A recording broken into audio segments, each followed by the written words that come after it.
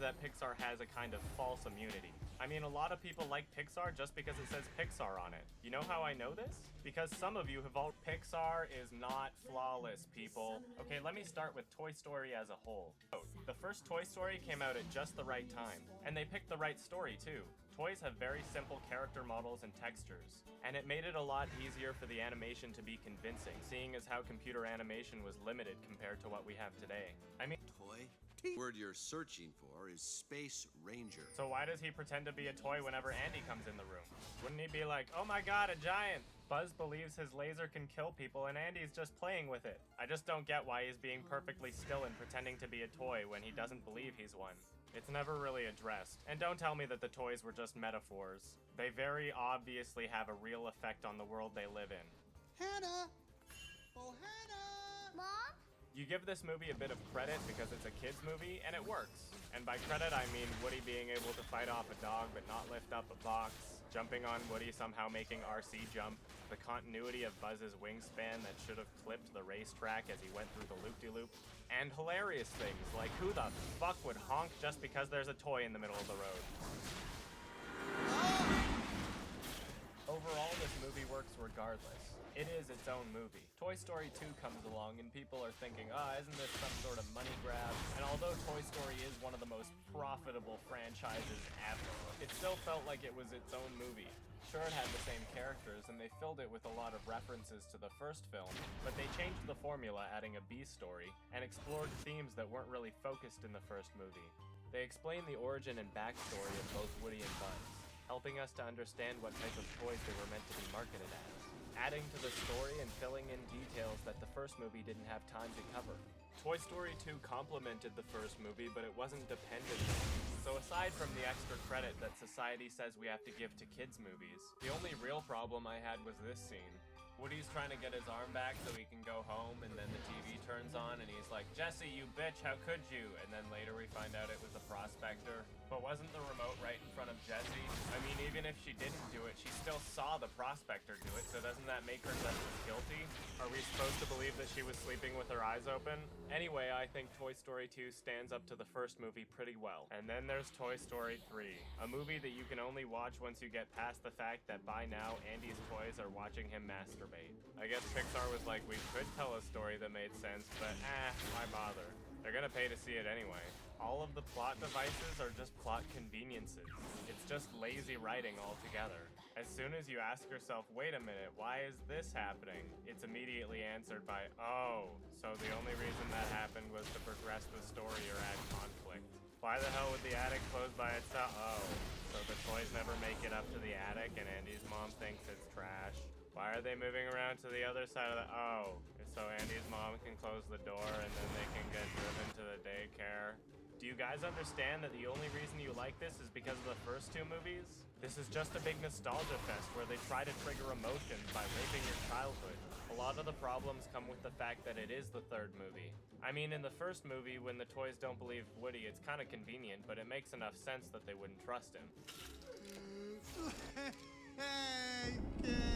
But now it's convenient to the point that the entire plot of the movie would not have happened if they were just like, hey, maybe we should trust Woody already. He's been right the past, I don't know, 15 years. Yeah, I know, it looks bad, but guys, you gotta believe it. What reason could Woody possibly have for lying to you about this? It's just painful to see characters act so irrationally just because it's convenient for the script.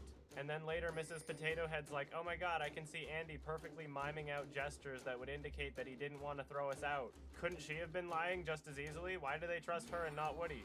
I am aware that the term plot convenience means nothing to some people, so I'm just gonna bring out my main point right now. Toy Story 3 is a rehash of Toy Story 2. They were like, well, that made money, so we might as well just do the same thing twice. They follow the formula to an excessive degree. Open up the movie with a large-scale action sequence that is later ideas and images reflecting change and ultimately the idea that toys don't last forever. Unwanted toys are gathered and the mistake is made wherein one or more of the main characters end up where the unwanted toys are supposed to be. Toys get placed in new environment, meeting new characters. One of them being a plump and revealed to be an antagonist fueled by the traumatization of feeling unloved and unwanted, taking their anger out on others. I'll tell you what's not fair. spending a lifetime on a dime store shelf watching every other toy be sold. The seemingly inviting toy tempts the main characters to stay with promises of being loved for generations and getting repairs when needed. A delusional factory-setting Buzz Lightyear locks up one or more of the protagonists. Insert overexposure effect flashback sequence of characters new to the series being abandoned out in the country by their previous owner. The protagonists enter a large-scale industrial contraption wherein the antagonist is disposed of in the process, and ultimately left to the caravan owner with no care for their well-being. But wasn't the theme of closure exclusive to Toy Story 3? I guess, but they also could have made a good movie with the theme of closure in it, you know. So when you've got nothing to support a movie that rides on, I'm gonna dangle your childhood toys in front of your face until you cry, then all you're left with is the credit that you're supposed to give it for stupid things. Like when they talk about the monkey who's looking at the security cameras, and they put extra emphasis on his ability to see toys trying to escape from the daycare. But Buzz already escaped by this point. Why wasn't he watching the security cameras then?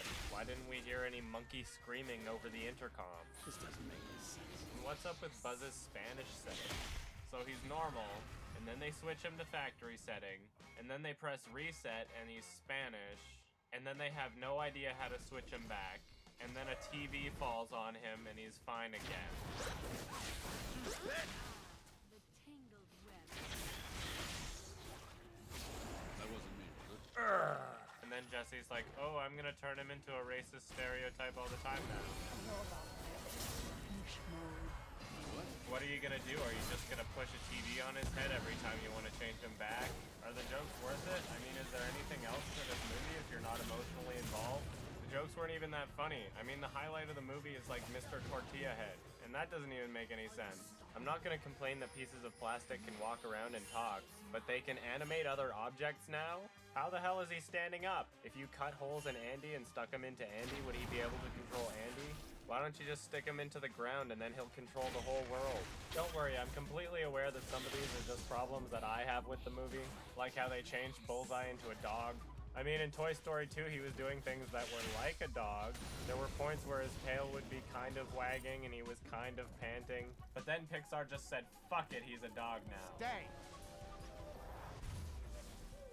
Oh, Bullseye. If your horse is making noises like that, there's something wrong with him and you should get him to a doctor. So aside from all the plot conveniences and the intentional choices that I just happen to disagree with, I still felt like there were parts that should have made more sense. Like when they're on the conveyor belt and Slinky gets lifted up to the giant magnet because he's made of metal. And then they're like, we need to get Slinky down. And Slinky's like, no, you guys should come up here because you're gonna die if you don't. So then everybody grabs something metal. Ha ha ha, the horse is in a horseshoe. And then Lotso's like, help, I don't understand karma. And Woody's like, it would be out of character if I didn't try to save him. So him and Buzz try to save him. The golf bag is too heavy. Woody takes out a golf club. It lifts him off the ground because it's metal. Buzz uses his weight to bring it back down. And then all three of them use the same golf club to be lifted up to the magnet. What? Can someone explain to me how the weight of Woody and Buzz is greater than that of Woody, Buzz, and Lotso? Is it lazy not to just change it to each character quickly grabs a separate golf club and is hoisted to safety? So they get to the other side of the death machine, and they notice the metal still stuck to the roof and are like, where is everybody? And they're like, we're down here. But how did Slinky get down? Isn't he made of metal? Did you not notice this didn't make sense as you were writing, or did you just think, it's kids, they're too stupid? And that's the problem I have with Toy Story. Because of the Pixar label, people are treating it like it's better than Rango. I know this isn't Mars Needs Moms or anything, but Best Adapted Screenplay nomination? I didn't know screenplay and marketing strategy were synonymous. If I was blindly emotionally involved in the story, would my brain just trick itself into believing there's no problems with it? Is it really that emotional to see creepy Andy go, this is how you must play with your toys because your own imagination is secondary to that of mine as a kid? Don't let him near your daughter, he has mental problems. You're not even playing with the kid anymore, you're just playing with Woody. I'll give the movie some credit, they did make some new and interesting characters that they never did anything with.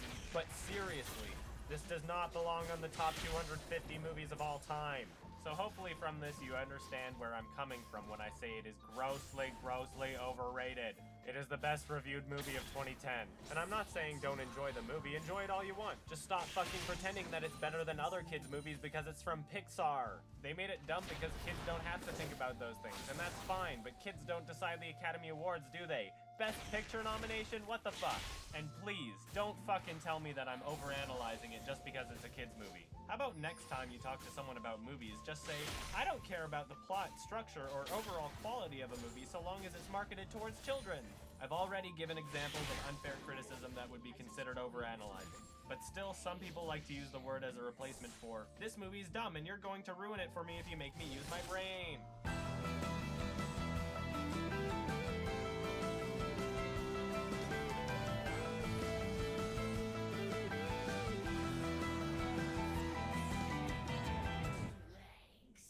M. Night Shyamalan. But in order for someone to fully understand what the real Avatar is, and yes, that's what I'm going to be calling it, one must first understand the context of the film.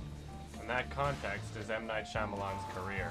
M. Night really isn't even a director anymore. He's a legend.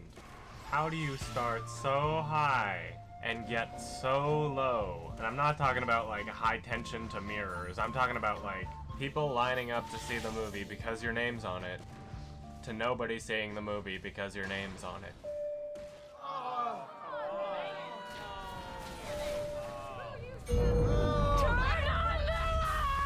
And I'm just about sick of people saying the devil was actually not that bad or not as bad, but I'm thinking, what the hell? He didn't even direct it, so why are you even talking about this? The fact is that it doesn't count, and neither do his first two movies before The Sixth Sense.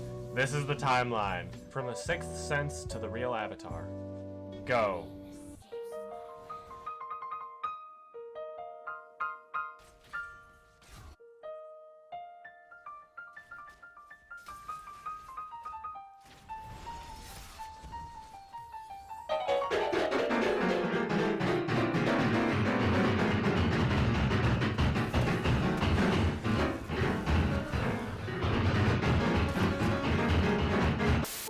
So you watch The Sixth Sense and you're just like, wow, that's a great movie. It's a classic movie. There are so many parodies of it, and it's engraved into our culture.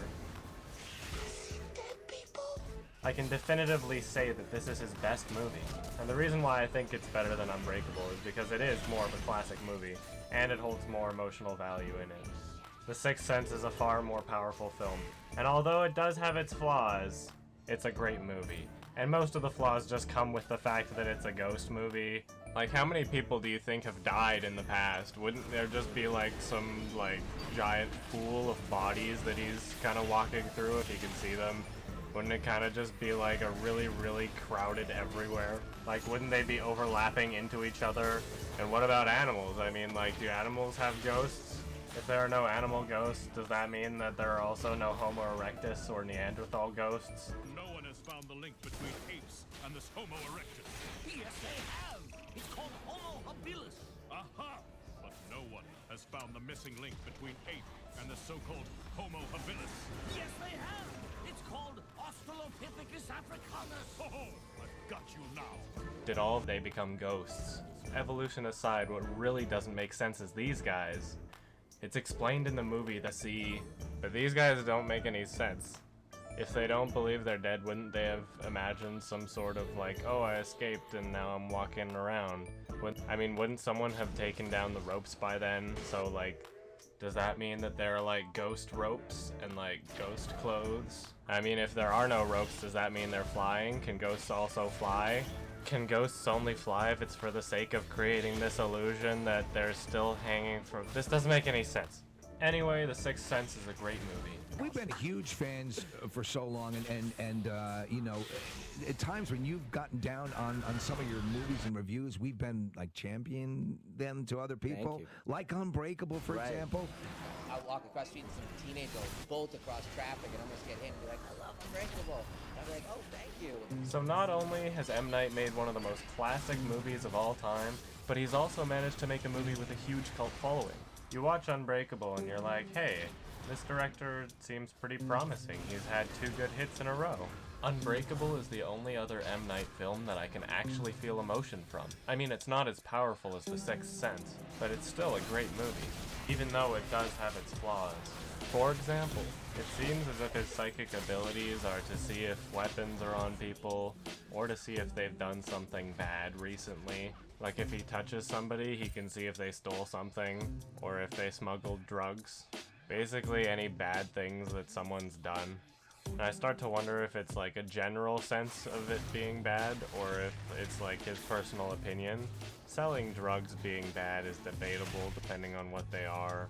But anyway, what the whole movie leads up to is this guy that like breaks into somebody else's house, kills the dad, and ties up all the girls in the house. But then he like goes to work because he's a custodian, and that's how he bumps into him. And I'm thinking like, did you honestly just tie people up and then go to work and then come back from work so you can go back to that house?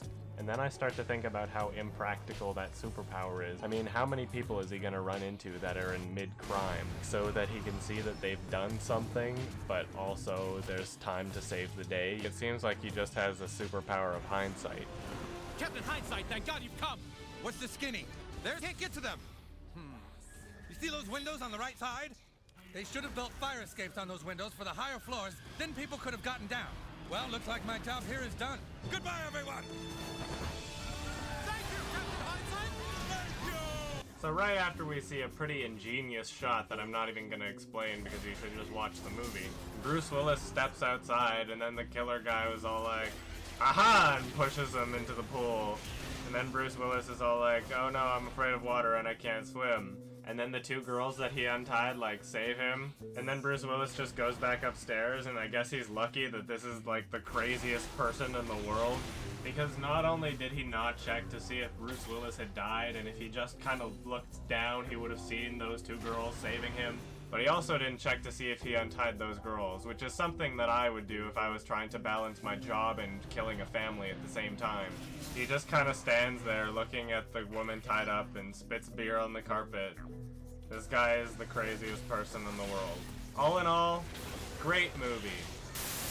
So where does the movie Signs fit in? Well, it's not quite as good as The Sixth Sense or Unbreakable, but it's not quite as bad as The Happening or The Village or Lady in the Water. It's kind of in the middle. So you watch Signs and you're like, hey, that wasn't as good as the first two.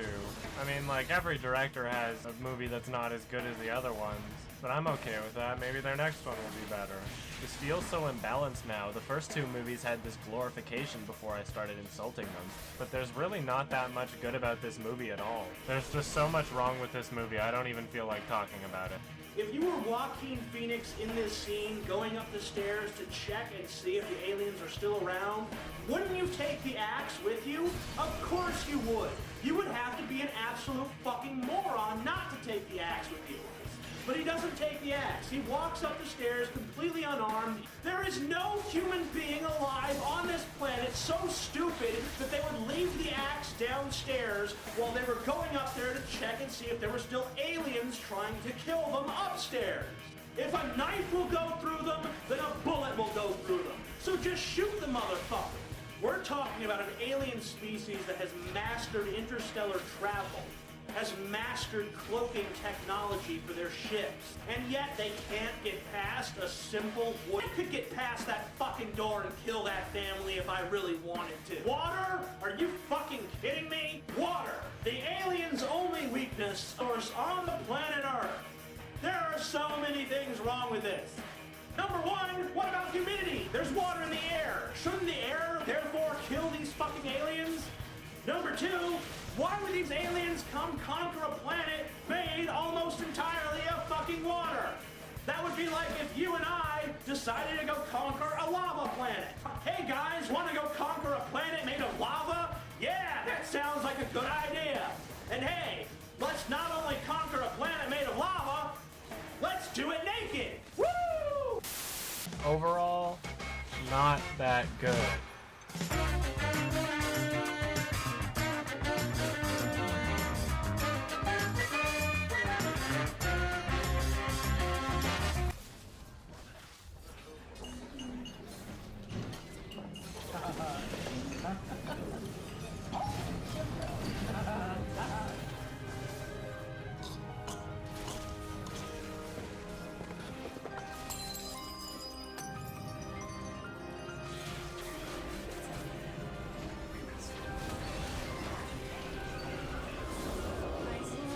He's always been that way, so I find that if you just really...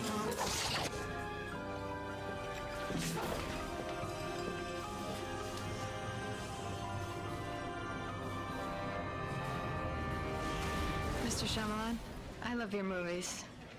I've seen every single one of them. Like in The Sixth Sense when the woman opening up all the cupboards, or that kid who throws up, and then the Village, when, first of all, I love everyone's shoes in the Village, but they're running down the, you know, they're running. My life is about finding time to draw my card as American Express. Table for one? Sure. Wait a minute. This is actually a pretty bad movie. Yeah, boring and stupid and pointless. It's just the worst thing to have to sit through. It's like nothing's happening. It's like I'm not watching anything. Nothing's happening. It's like I might as well just have my face against a wall for an hour and 49 minutes. It's weird that we find out that it was actually people dressing up as these creatures, and they were all very talented at it too.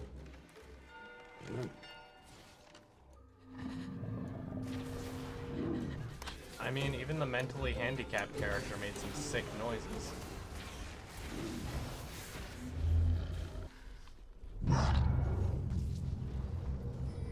And what's up with their motive?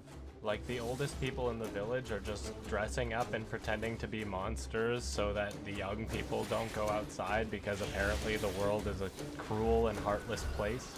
But what's their long-term plan? I mean, like, when they're dead, aren't there gonna be a lot less monsters? Are they going to try and convince their children and say, like, oh yeah, actually there's like technology and everything, but we sheltered you from it. Oh yeah, we also illegally live in a wildlife preserve. Overall rating? Complete waste of time. It's a movie that does not follow rules. You know, I know how to make movies in this thing, you know what I mean? I know what's happening from others, I know what's happening, and that's constricting to the point that, you know, I want to lean toward originality more, and originality requires breaking rules, you know? And this movie is all, I basically said I'm willing to break any rule, anything that makes the movie safe and says, okay, the good guy does this, and this is what happens at this part of the movie. The audiences need this kind of thing at this point. I was going to throw all that out and just do whatever the imagination wants, kind of free form, and see if faith in storytelling can bring this to a conclusion in a way that would be thrilling. So you watch Lady in the Water and you're like, really? That you tried to tell an unconventional story, but you still fucked it up. And it's not like you can't tell an unconventional story and make a good movie at the same time. I mean, Burn After Reading is a good example. And if you really wanted to break the rules of conventional filmmaking, you could make something like The Holy Mountain. I've got a good idea for an unconventional story. How about at the end it turns out that the lady was just crazy and that everything they were doing was complete bullshit. And then M. Night stabs her in the throat and then fucks her throat hole. One of the characters is a critic who we're all supposed to hate because apparently criticism is bad. But the biggest problem with this movie is that it's honestly just a clusterfuck. The only things we're supposed to care about are things that we're told to care about. It's just nonsense. It's just bullshit. And if vilifying the critic in the movie wasn't bad enough, M. Night casts himself as the chosen one. A writer whose works will change the world even though it is not yet understood in his present time.